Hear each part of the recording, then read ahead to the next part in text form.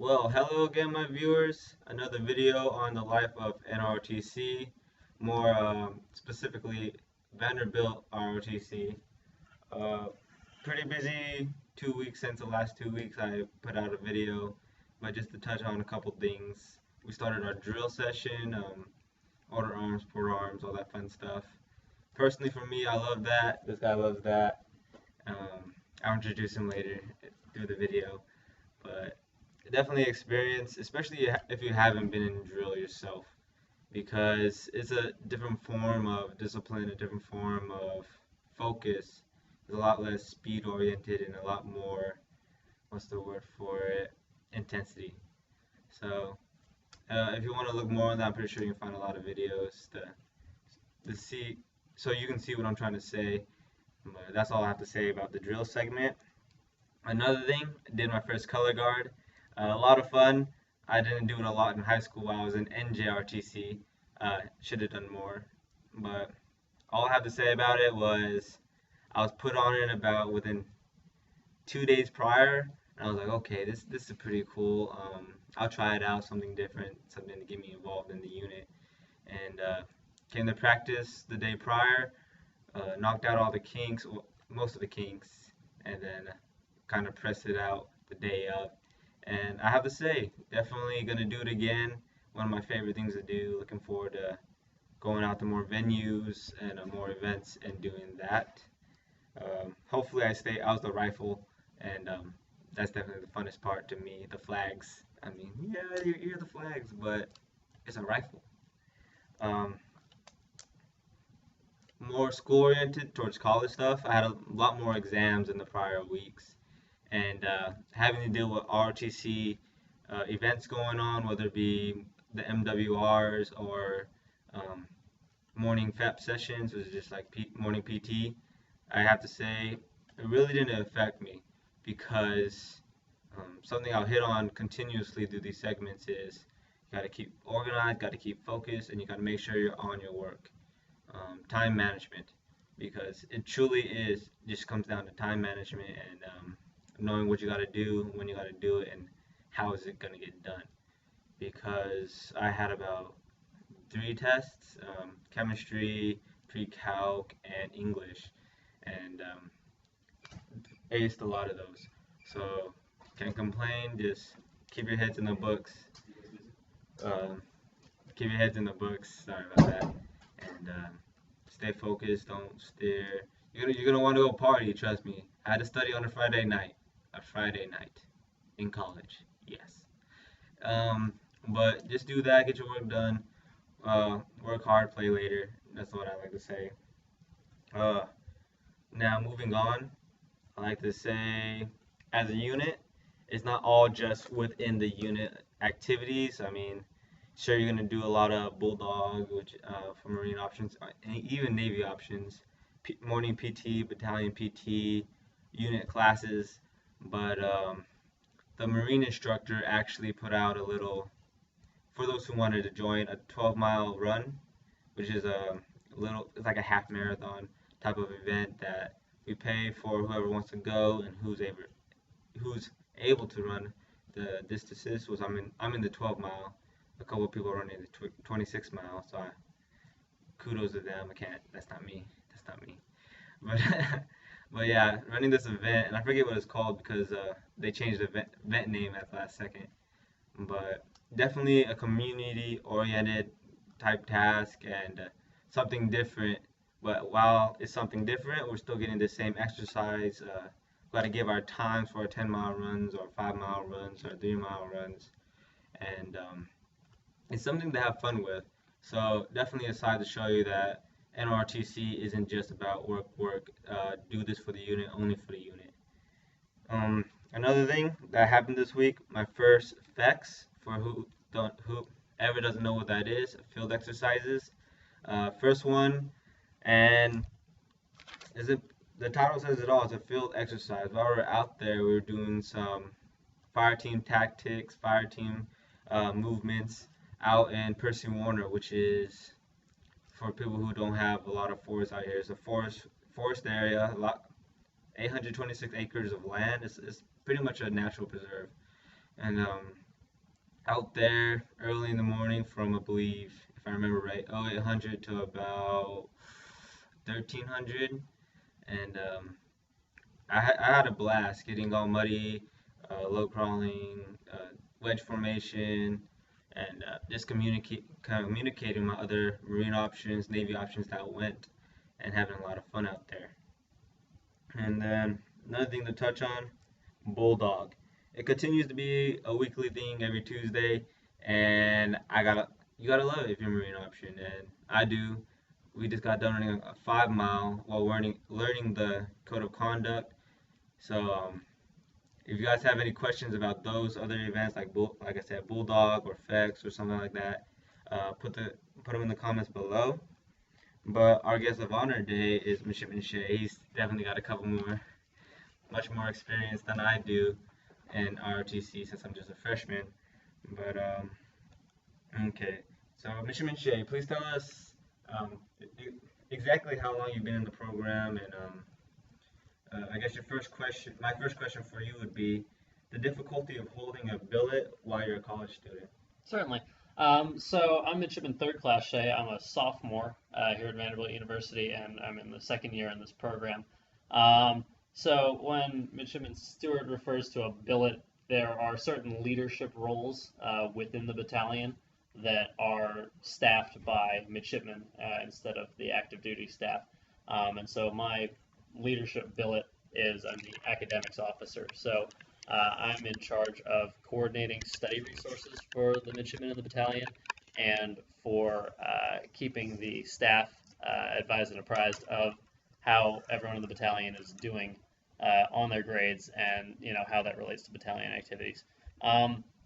So it's something that you get thrown into pretty early, especially in a kind of smaller unit like Vanderbilt University here. Most of my peers who are sophomores also hold leadership positions similarly. Some of them more directly. Some of them are platoon commanders or squad leaders, and they're very good learning opportunities, but they're what you make of them. So some people historically tend to kind of just do the minimum amount of work to keep themselves afloat in their billet, and you'll get the job done if you do that, but you'll learn a lot more if you really put some time and effort into it. And so it's a great opportunity to grow, but yes, it does take a lot of time, or at least I should say it takes more time than not having one does.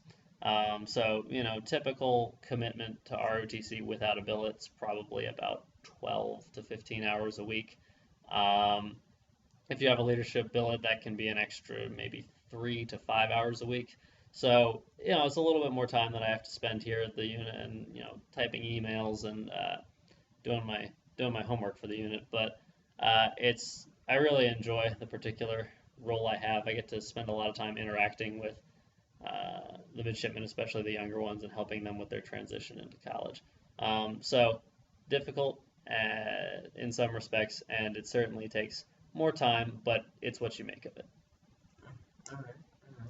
And then also another question I have that's not on my list right now, but how often do the billets change among other midshipmen? Certainly. So most billets rotate on a semester basis. So last semester I was a squad leader as a second semester freshman, or first year as they call them here. And this semester I'm the academics officer.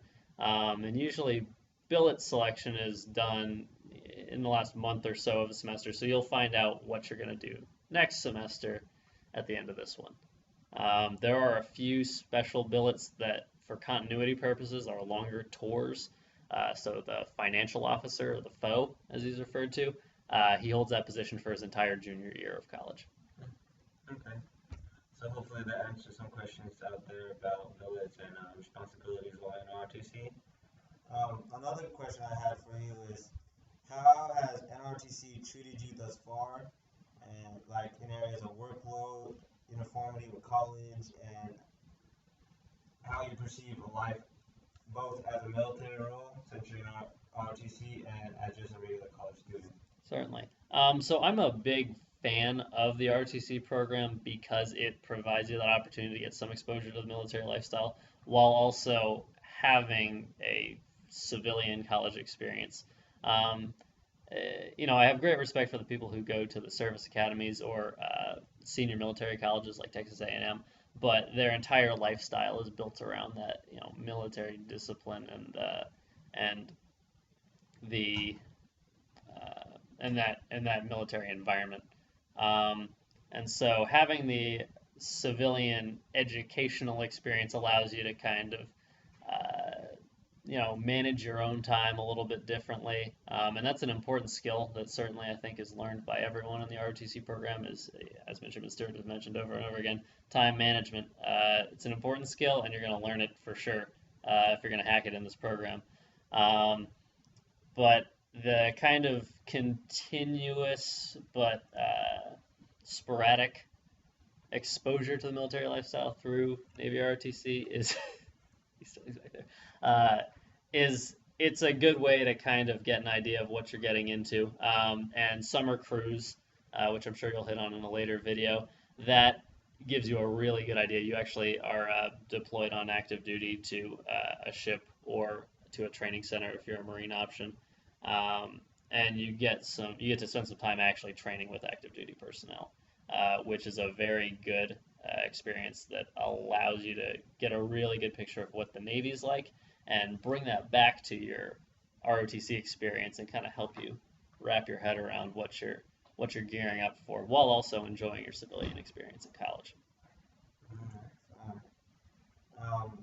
Also, having been outside NROTC, how have you seen yourself change for the better or maybe even for the worse before you were in NROTC to now? Sure. It's kind of a tricky one. So how have I seen myself change inside and outside of the ROTC program? So certainly, kind of the little things that are associated with being in the military, like the kind of rigid discipline that you're expected to learn. That's stuff that I didn't necessarily have when I was a teenager, but I've gotten better at now. So my room is certainly a lot neater than it used to be. And but other than that, I would say I take great pride in participating in this program. When I put on the uniform, I feel like $1,000,000. And so that's something that's changed. Is I take a lot of I get a lot of satisfaction out of this, and I enjoy it, and that spills over outside of just when you put on the brown bag. Confidence is definitely probably increased, and kind of pride in what I do. I feel definitely there's a sense of purpose in what we work towards in this program. And definitely putting that pride in our unit. My last question for you being, compared to other units that you may have seen on the summer cruise, because you do see other units out there, and other units that you may have interacted with or seen other videos, how do you think Vandy and ROTC compares to them? Certainly. So our unit's pretty small. We have about 50 midshipmen right now. There are plenty of units if you look at like Atlanta's unit down in Georgia Tech. There's a big consortium of schools similar to what we have, but there's more schools involved and more people from them. They have, somewhere around 100 to 150 midshipmen compared to our 50.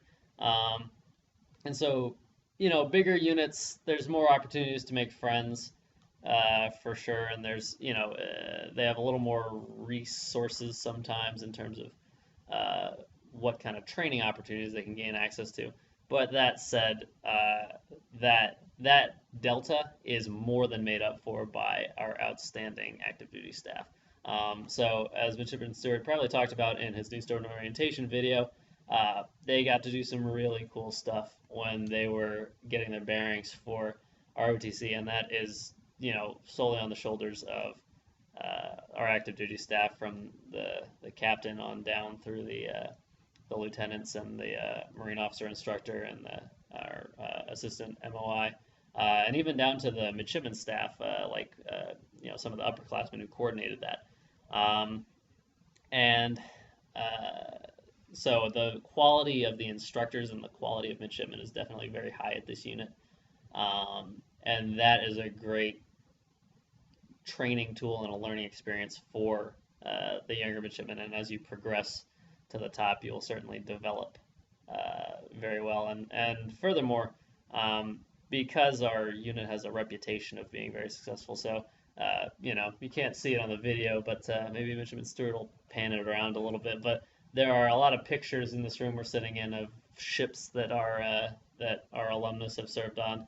One alum from back in the 60s was the Vice Chief of Naval Operations. Another pretty famous one is now Vice Admiral Nora Tyson, who commands the 7th Fleet, I believe. And she was not in this program, but she came from Vanderbilt University. And so the quality of officers, Marine and Navy, who come from this program, our school has a reputation, and for that reason, it's generally there's some great opportunities available to students in this program, and certainly the generous alumni of the university and of the ROTC program facilitate that through their donations and the time they donate to us. Well, definitely thank you for that amount of insight and great depth of insight from Midshipman Shea right here. And actually, if you care to commentate as I pan the camera over here. Certainly. Okay, let's see what we got. So we're gonna go take a look at these pictures right over here that we have in our library.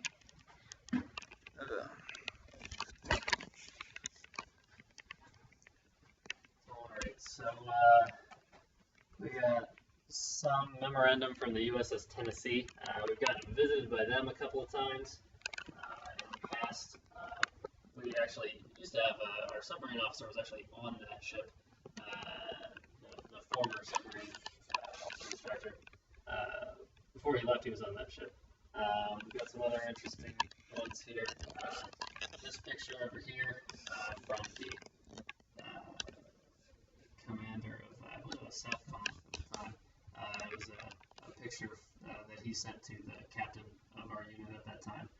Got some others. We have some memorandum from our midshipmen's training events, such as a couple of field exercises in the early 2000s.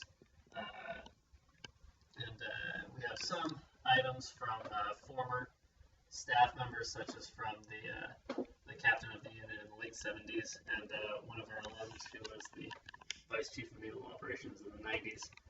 He went on to become the Vice President of Northrop Grumman, the aircraft manufacturer. Some more from our midshipmen opportunities. Not quite sure what the one at the homecoming game was, but I think there might have been some alumnus in this squadron that did the flyover. So definitely a rich history just in NROTC over at Vanderbilt, and just to think at the other ones, other units, whether they be in Utah, New Mexico, and other areas that have an NROTC unit, and how much more memories and other alumni that they have that have been so successful. So before I sign off tonight, I just want to leave you guys with one thing to remember, and actually happened to me this week. Remember while you're out of uniform, and even before that, before you get an ROTC scholarship, that someone is always watching you. So always present yourself, best foot forward, present yourself in a great fashion, hold yourself to the highest standards. Over at my university, actually this past Wednesday, got to meet the police captain, captain of the police, and he just let me know, hey, you look outstanding in your uniform, Stuart. Keep it up. If you ever want to talk, just roll by my office and we can talk. And actually, that's what I did today. Talked to him for about half an hour. He has a son in ROTC as well, for Army actually. And just a great story of how looking your best can get you connections, meet new people, and also set an example for the branch you're about to serve, going to serve, or are serving, and even just representing yourself. So signing off, if you guys have any questions for me or Midshipman Shea, or even just other random questions you want to ask, feel free to put them in the comments below. And see you in 2 weeks. All right, bye.